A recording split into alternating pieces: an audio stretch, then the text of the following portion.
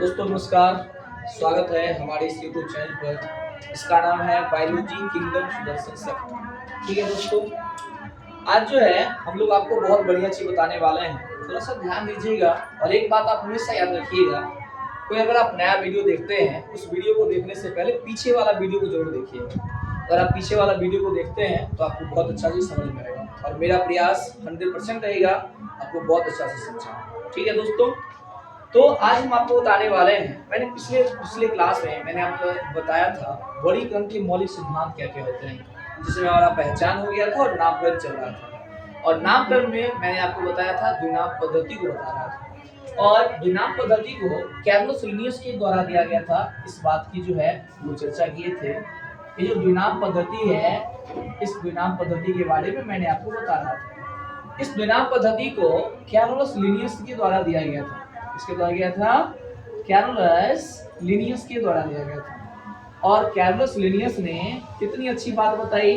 अब एक बात ध्यान दीजिएगा, इन्होंने कहा जितने भी सजीव है ना, सबका जो वैज्ञानिक नाम होगा, सबका वैज्ञानिक नाम जो है वह वैज्ञानिक नाम दो संबंध को दर्शाएगा।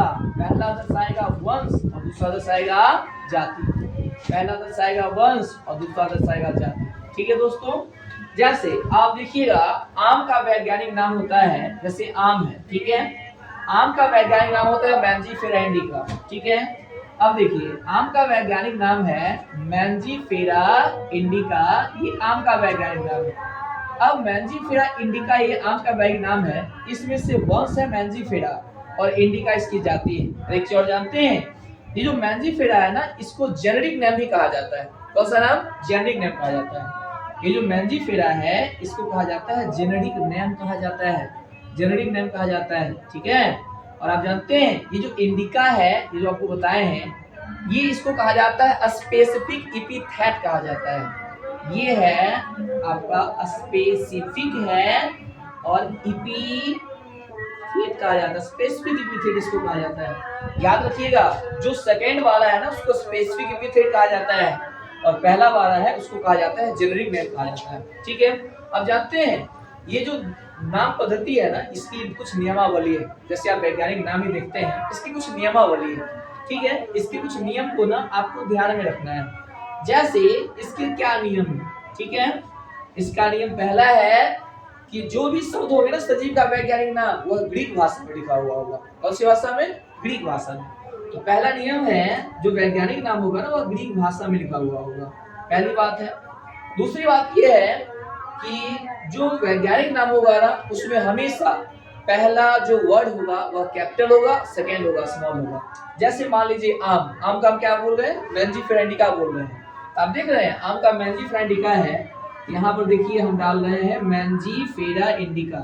ये क्या है? मैंजीफेरा, यहाँ पर है, ये है मैंजीफेरा इंडिका है। आप देख रहे हैं इस मैंजीफेरा इंडिका में पहला लेटर हमेशा कैपिटल लिखा हुआ है। पहला लेटर हमेशा कैपिटल लिखना है और दूसरा लेटर लिखना है स्मॉल लिखना है। ये इसके दूसरे नियम हो गए। तीसरा नियम ये है, इसको ना इटैलिक फॉर्मेट में लिखा जाना चाहिए। इस फॉर्मेट में, इटैलिक फॉर्मेट में। ये इटैलिक फॉर्मेट क्या होता है?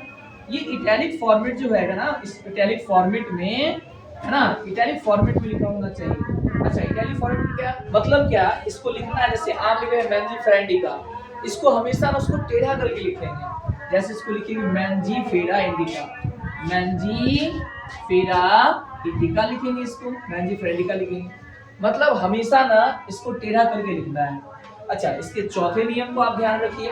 इसका चौथा नियम होता है कि आप अगर इसको लिखते हैं ना तो उसको अंडरलाइन करना है। अगर आप हाथ से लिख रहे हैं तो इसको अंडरलाइन करना है। जैसे मैंजीफेरा इंडिका है, इसको अंडरलाइन करना होगा, अंडरलाइन करना होगा। इसके चौथे नियम।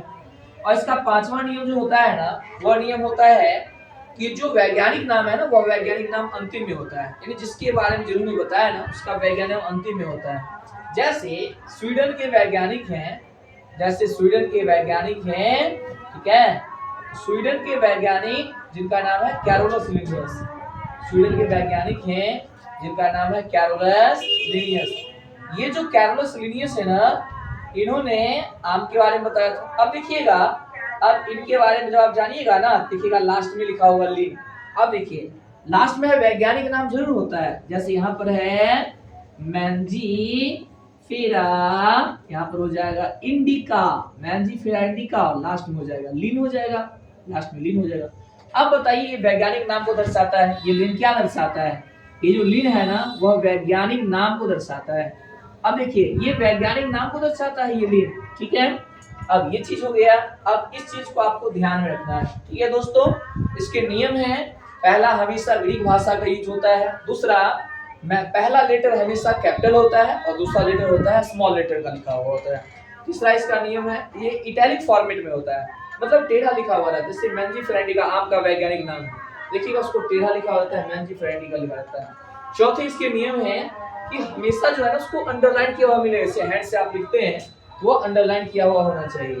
और पांचवा है कि वैज्ञानिक नाम के अंत में जो है ना वह वैज्ञानिक का नाम होना चाहिए, जैसे मैंजीफेरा इंडिका लीन, ये आपका पूरा वैज्ञानिक नाम ये हुआ, मैंजीफेरा इंडिका लीन होता है, ठीक है दोस्तों। अब हमको जानना है अंतरराष्ट्रीय जो है ना नामकरण करने के वाली कुछ संस्था है, जैसे आईसीबीएन है ना, तो आईसीबीएन को जानना है हमको, है ना, आईसीजेरन को जानना है ना। अब देखिएगा एक छोटा सा बात अगर आपको जानना है आईसीबीएन के बारे में, ये अंतरराष्ट्रीय नामकरण के बारे में बताता है, ठीक है। अच्छा, दो शब्द को हम इसका फुल फॉर्म लिख देते हैं, एक होता है आईसीबीएन होता है, ये क्या है, ये पेड़ पौधे के नामकरण को करता है। आईसीबीएन एक इंटरनेशनल संस्था है, ये पेड़ पौधे का नामकरण करता है। इसको क्या कहते हैं, आईसीबीएन का पूरा नाम क्या होता है, international code of botanical nomenclature इसको कहते हैं। ये होगा इंटरनेशनल, ये जगह international code of botanical nomenclature, ये हो जाएगा नोमेनक्लेचर हो जाएगा। ये हो गया international code of botanical nomenclature, ये क्या करता है, पेड़ पौधे का नामकरण करता है। किसका नामकरण, पेड़ पौधे का नामकरण करता है, ठीक है दोस्तों। गौर से थोड़ा देखिएगा। अब ऐसा ही जंतु का नामकरण करता है, वो है ICZN, ठीक है। इसका फुल फॉर्म होता है international code of zoological nomenclature. यहाँ है international code of zoological nomenclature है, ठीक है दोस्तों।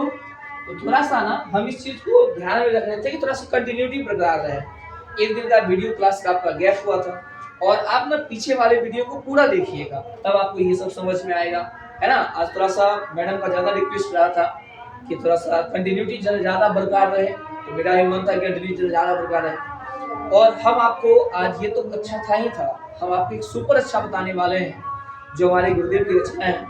मैं बहुत रिस्पेक्ट करता हूँ, खासकर वो भी मुझे बहुत मानते थे हैं, है ना। मैं उनकी रचना को हमेशा कभी कभी मैं सुन लेता हूँ रचना, है ना, और सुनता हूँ तो रिकॉर्ड सुन लेता हूँ बढ़िया से, मुझे अच्छा लगता है।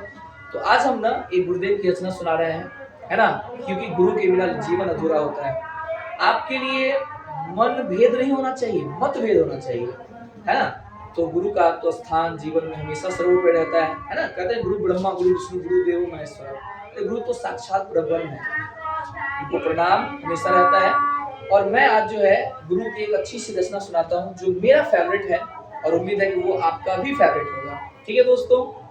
तो सुनिएगा, कहते हैं कि इस जीवन के रंग बहुत हैं जो चाहे मन चुन लो, इस जीवन के रंग बहुत हैं जो चाहे मन चुन लो, अच्छे अच्छे ख्वाबों को तुम अपने मन में बुन लो, अच्छे अच्छे ख्वाबों को तुम अपने मन में बुन लो। मेरी भी इच्छाएं होती है आसमान में उड़ने की, उड़ते उड़ते चांद और सूरज की ओर मुड़ने की, पर डर जाता हूँ जल जाऊंगा। सूरज में तू आग है, चंदा ही अच्छी है उसमें बस थोड़ा सा दाग है। पा ही लेता चंदा को मैं, अब सुबह हो गई थी, पर सूरज ने आ मुझे जगा दिया और कहा छोड़ दे चंदा को पाने की, कोई और ख्वाब तू बुन ले, इस जीवन के रंग बहुत हैं जो चाहे मन चुन ले। ठीक है दोस्तों, मिलते हैं एक छोटे से ब्रेक के बाद, और अगले वीडियो में इससे भी झकास वीडियो आने वाला है। थोड़ा सा आप लोग से सपोर्ट की जरूरत है। चैनल को ज्यादा से ज्यादा सब्सक्राइब करिए, है ना। जितना भी एनसीईआरटी जो भी हो, बिहार बोर्ड हो, यूपी बोर्ड हो, है ना, जो भी बोर्ड में आपको लगता है ये जरूरी वाला है, उसके लिए हम पूरा आपके लिए साथ रहेंगे। ठीक है दोस्तों, और जब स्टार्ट हुआ है तो इसका पूरा अंत करेंगे। और मेरा जो सपना है नीट तक पढ़ाने का, हमारे इस यूट्यूब चैनल से मैं चाहता हूँ कि कुछ ऐसे बच्चे का कमेंट आए, सर मैं डॉक्टर बन गया और आपका वीडियो से मुझे बहुत हेल्प किया। मेरी ये इच्छाएं हैं और मुझे उम्मीद है ये इच्छाएं एक नई दिन पूरी हो जाएगी, क्योंकि मैं उस रास्ते पर चल पड़ा हूँ जिस रास्ते में मुझे पता है कि बहुत सारे रोड़े हैं, बहुत सारे कांटे हैं, लेकिन फिर भी उस कांटे को पार कर अपनी मंजिल तक पहुंचूंगा। क्योंकि मैं स्वाभिमानी लड़का हूँ और मैं संकल्पित लड़का हूँ। जो मैं संकल्प चाहता हूँ वो मैं करता हूँ। ठीक है दोस्तों, मिलते हैं छोटे से ब्रेक के बाद। Thank you.